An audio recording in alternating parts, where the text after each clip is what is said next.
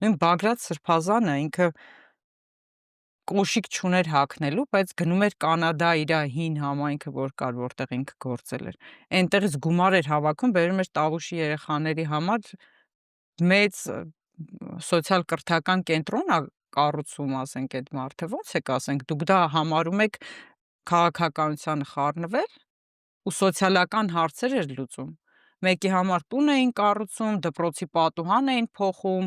էլ չասեմ դիրքերում ինչքան աշխատանք են կատարել, էլ բունկերներ են կառուցել, կահավորմանն են օգնել, դա քաղաքականության խառնվել է, թե ոչ։ Բագրատ Սրբազանը բացի խարիզման,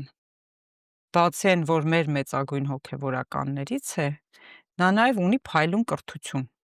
Բագրատ Սրբազանը սովորել է Հայաստանի լավագույն բուհում, ես վստահ եմ, Գևորգյան հոգևոր ճեմարանում, այնուհետև սովորել է Լիդսի համալսարանում Անգլիայում,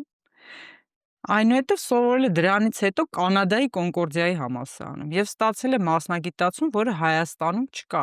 բիոէթիկայի մասնագետ է, որ ամբողջ աշխարհում շատ ընդունված մասնագիտացում է, բայց Հայաստանում չունենք այդ մասնագետները։ Ու այդ մարդը տասնյակ տարիներ զբաղվել է,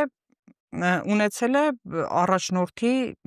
պաշտոն, հա, առաջնորդի դիրք է զբաղեցրել ու իր համայնքներում հաջողել է։ Այսինքն այդ հատկություններն ունեցող մարդուն, եթե չվերցնենք այն, որ ինքը մեծ հոգևորական է, այդ մարդուն պիտի ներգրավեին նույնիսկ պետական կառավարման մեջ, որովհետև ինքը գաղափարական շատ մեծ առաջնորդ է, շատ մեծ։